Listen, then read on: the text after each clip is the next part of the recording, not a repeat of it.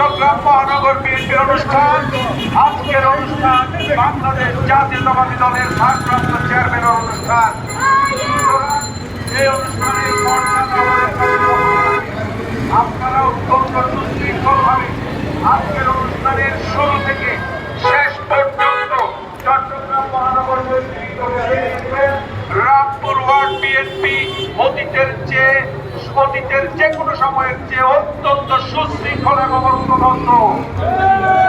আজকে আমাদের মাঝে উপস্থিত আছেন মহানগর বিএনপির সাবেক সহসাধারণ সম্পাদক জনতার কাউন্সিলর খ্যাত জনাব শহীদ মোহাম্মদ চৌধুরী।